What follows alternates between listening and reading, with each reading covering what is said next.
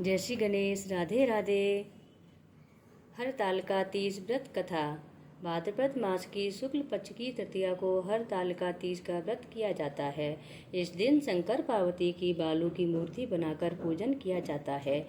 इस व्रत को कुंवारी कन्याएं तथा सौभाग्यवती स्त्रियां ही करती हैं। इसमें सुंदर वस्त्रों, कदली स्तवों से ग्रह को सजाकर नाना प्रकार के मंगल गीतों से रात्रि जागरण किया जाता है।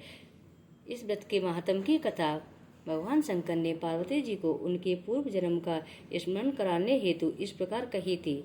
एक बार तुमने हिमालय पर स्थित गंगा तट पर अपनी बाल्यावस्था में 12 वर्ष की आयु में अधोमुखी होकर मुझे पति रूप में पाने के निमित्त घोर तप किया था। तुम्हारी कठोर तपस्या को देखकर तुम्हारे पिता को बड़ा क्लेश होता था। एक दिन तुम्हारी तपस्या और तुम्हारे पिता के क्लेश के कारण नारद जी तुम्हारे पिता के पास आए और बोले, विष्णु भगवान आपकी कन्या से विवाह करना चाहते हैं। उन्होंने इस कार्य हेतु मुझे आपके पास भेजा है। तुम्हारे पिता ने विष्णु जी के प्रस्ताव को सहज स्वीकार कर लिया। इसके बाद नारद जी ने विष्णु जी के पास जाकर कहा कि हिमालय राज अपनी पुत्री सती का विवाह आपसे करना चाहते हैं। विष्णु जी भी तुमसे विवाह करने को राजी हो गए।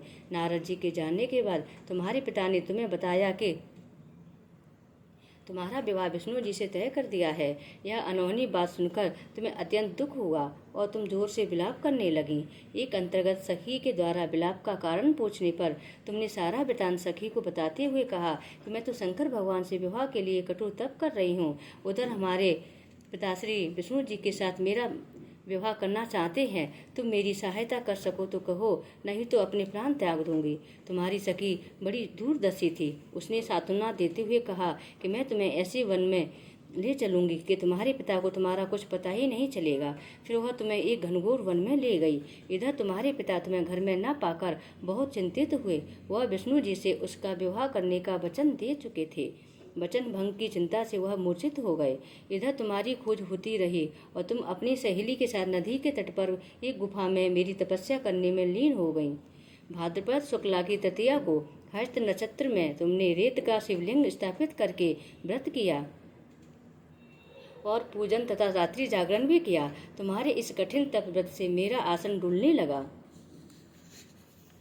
और मेरी समाधि टूट गई। मैं तुरंत तुम्हारे पास पहुंचा और वर मांगने का आदेश दिया। तुम्हारी मांग तथा इच्छानुसार मैंने तुम्हें अर्धांगिनी के रूप में स्वीकार किया। तुम्हें वरदान देकर मैं कैलाश पर्वत पर वापस आ गया। प्रातः होते ही तुमने पूजा की समस्त सामग्री को नदी में प्रवाहित करके अपनी सहेली सहित व्रत का पारण किया। उसी समय तुम्हें खोजते हुए हिमालय राज उस स्थान पर पहुंच गए। तुम दोनों को देखकर बिलखते हुए वे तुम्हारे घर छोड़ने का कारण पूछने लगे। तब तुमने उन्हें बताया कि मैं शंकर भगवान को पति रूप में वरण कर चुकी हूँ, किंतु आप मेरा विवाह विष्णु जी से करना चाहते थे, इसलिए मुझे घर छोड़कर आना पड़ा। मैं अब आपके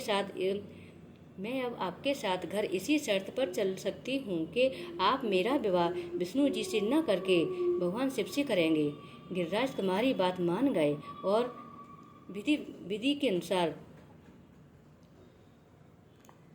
हम दोनों का विवाह बंधन में बांध दिया। जय माँ भवानी, जय माँ पार्वती माँ। इस प्रकार जो ये कथा को सुनते हैं या सुनाते हैं उन पर माँ बाबा की कृपा दृष्टि बनी रहती है। जय माँ भवानी।